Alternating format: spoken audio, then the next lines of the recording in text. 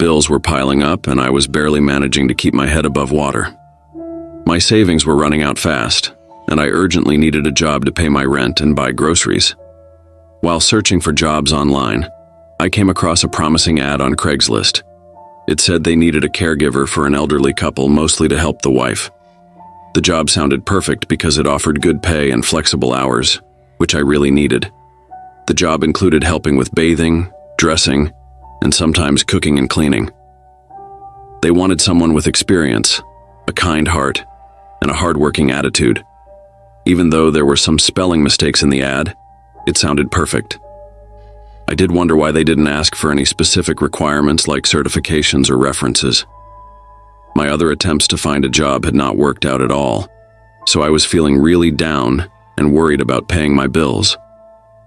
Then, within a few hours after I applied for the job, I got a response asking me to come meet them the next day.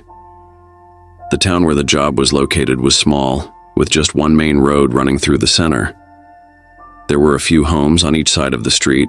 Many of them were two-story houses, and some had yards that looked messy and needed care. I pulled up to the house, and my GPS said, "You have arrived at your destination."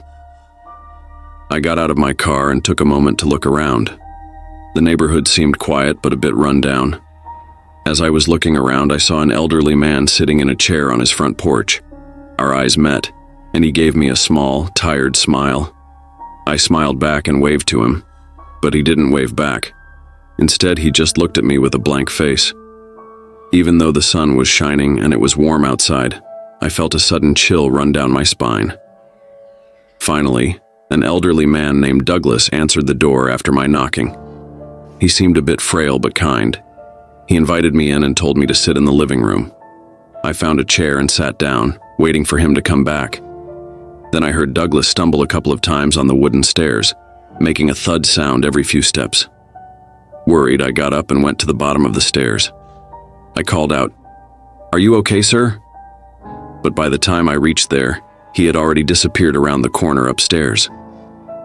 I went back to the living room and sat down, looking around the house. The TV was showing an old game show that I didn't recognize. It had that kind of fuzzy picture you get with old TVs, and honestly, the whole place looked like it hadn't been cleaned up in a while. There were cobwebs in the corners and dust on the furniture. I waited for a while, feeling uneasy. I kept hearing voices from upstairs, even with the TV on. Finally, Douglas came back down. This time, he was with his wife. "Hello, my dear. My name is Martha," she said, stuttering a bit, which surprised me. I extended my hand to shake hers, but she just gave me the same blank stare that the man outside had given me earlier. She turned to her husband, and he simply nodded at her. She awkwardly extended her hand, and we shook like she was waiting for his approval. I felt something strange, like a tingling on her palm, which gave me another shiver. Then we all sat down and talked for a while. I asked many questions about the job, but they mostly gave me short yes or no answers. The conversation felt stiff and uncomfortable. Before I could ask why they didn't want any references, I needed to find the bathroom. Martha told me it was through the kitchen and down another hallway. Her directions were a bit confusing, but I finally found it. As soon as I opened the door, the musty smell hit me hard. It was strong and unpleasant, making it hard to breathe. I thought about opening the window, but I just wanted to finish and get out. Then, when I lifted the toilet lid, the smell got even worse, and I almost threw up. There were bugs crawling all over inside the toilet. It was disgusting, and I hurried to get out of there as quickly as possible. Some of the bugs looked dead, but most were squirming around in the water in the bowl.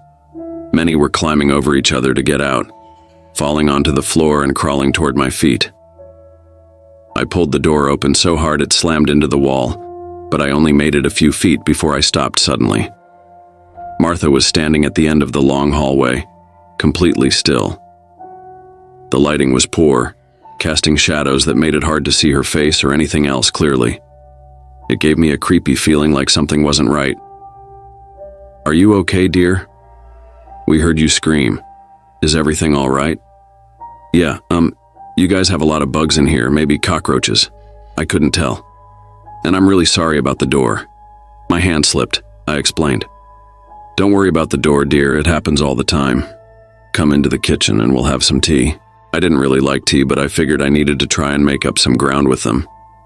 She started pulling out everything from the cabinets. Can I help you find something? Then I stopped talking and looked around more closely, and I noticed bugs everywhere.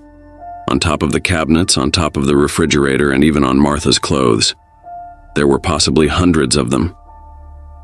Martha, I said, starting to step out of the kitchen, back towards the living room, back towards the front door. Yes, dear? She replied, still fumbling around. I took a quick peek behind me, and Douglas was nowhere to be seen. Then, when I turned back around, I saw Martha standing so close to me that our noses almost touched. She startled me so much that I fell over and landed hard on my back. Martha stood over me, and she had handfuls of bugs crawling over her clothes and skin. Some of them fell off onto me, and I tried to quickly flick them off. Where are you going, dear? Don't you want some tea? She said, staring at me with a lifeless look.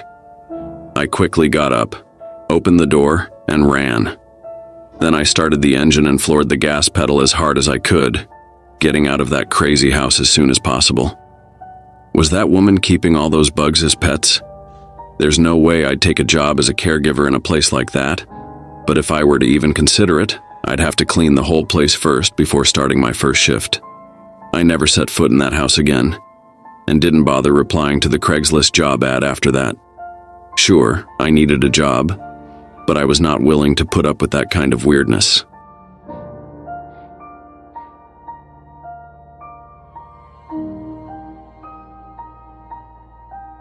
This story takes place back in the summer of 2021.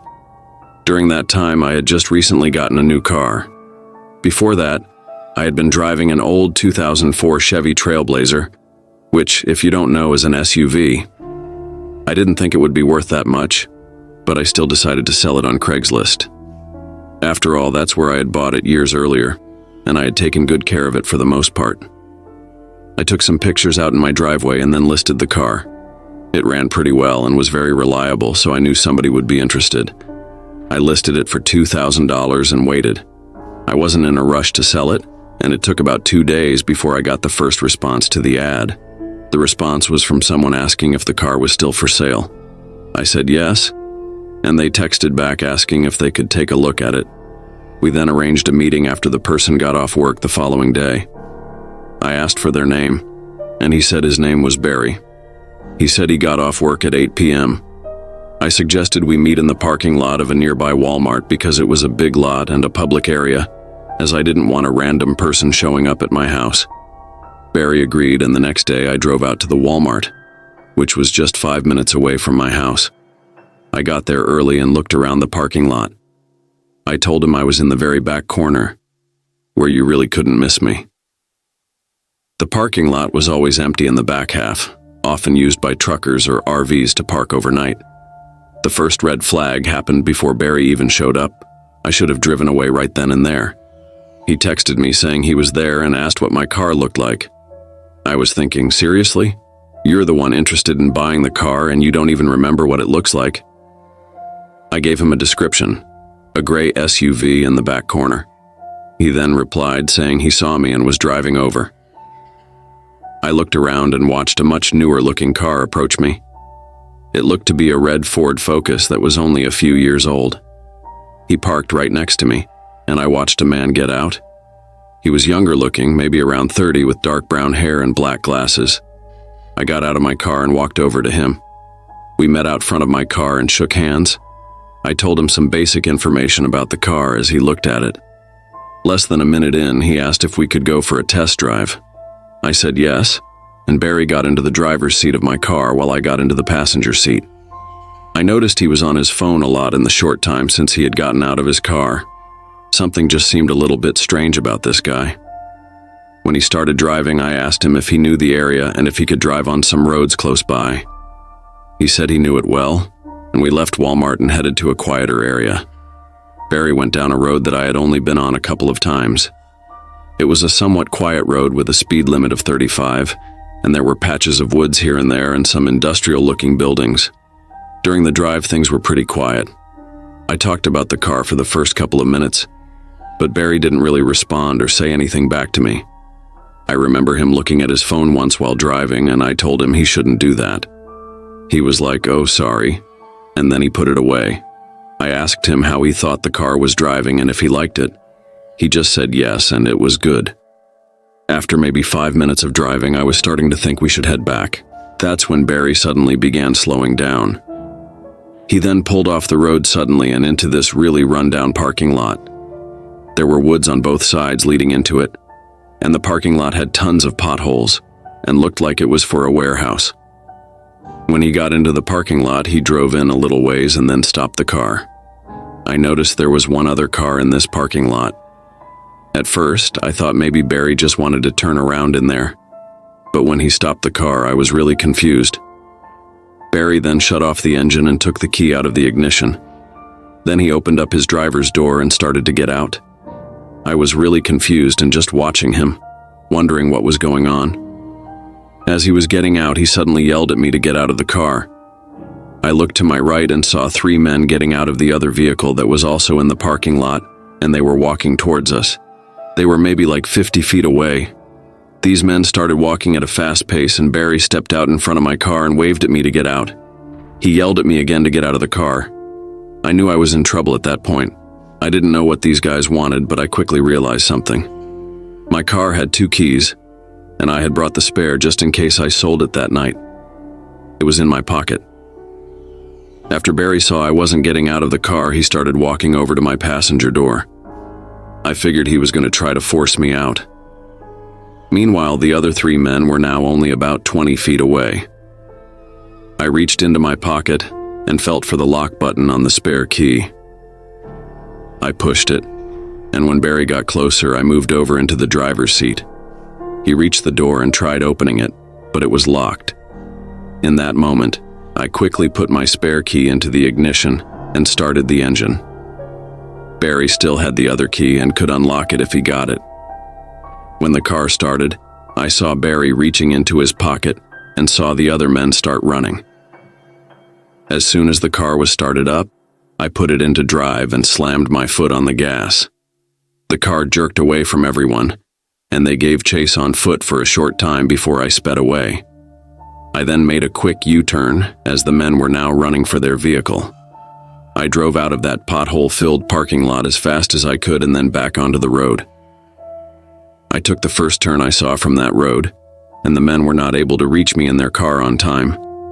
I didn't see them behind me and was able to get away.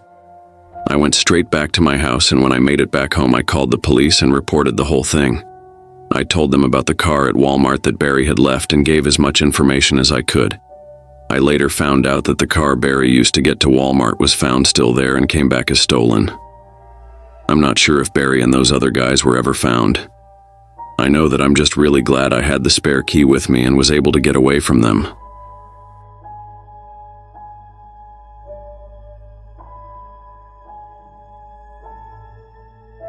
When I was in college, like most people, I didn't have a lot of money. During the summertime, I would work a job, and at college I had an on-campus job as well. But I didn't get many hours or much pay from it.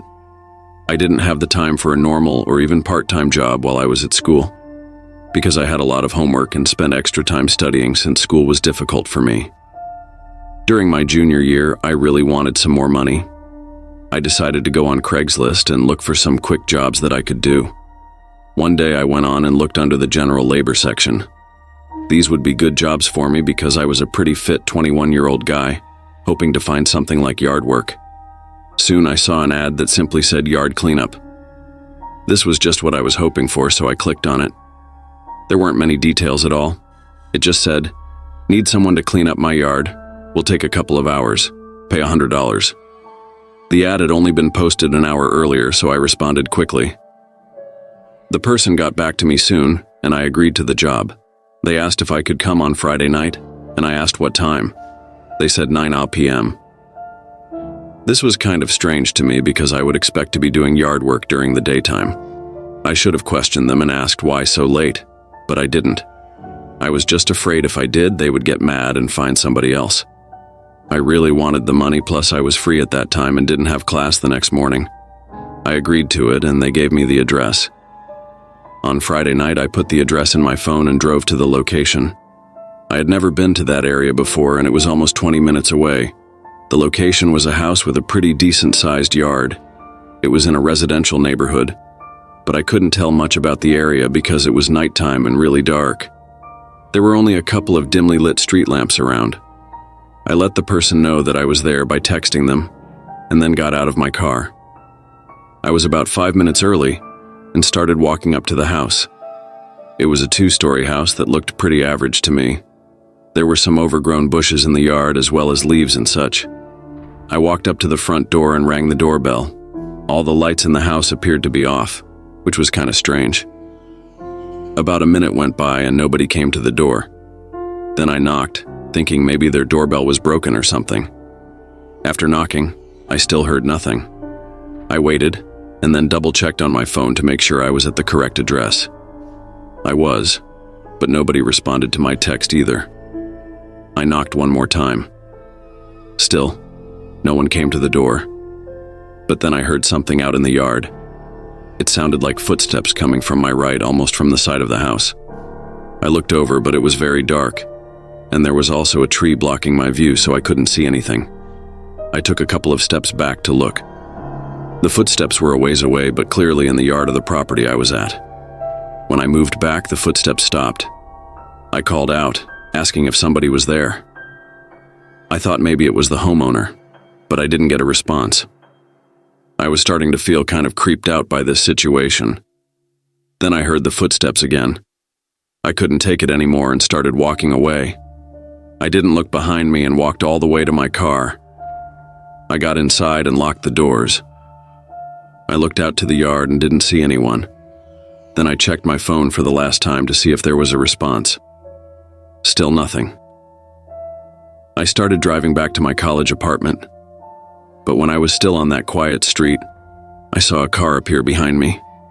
I hadn't seen exactly where it came from, but it looked like it might have actually come out of the driveway of the house I was at.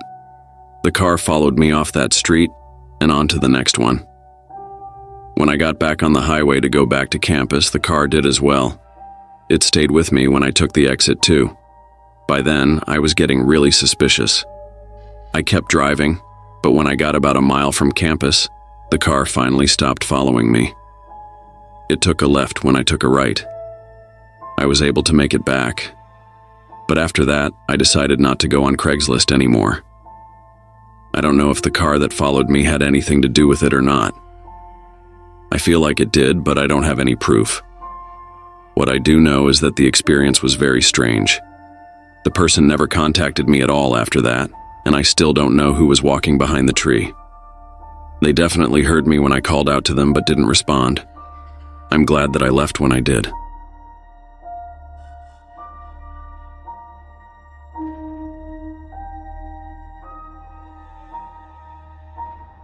Last month, I decided to sell my old TV and stand on Craigslist.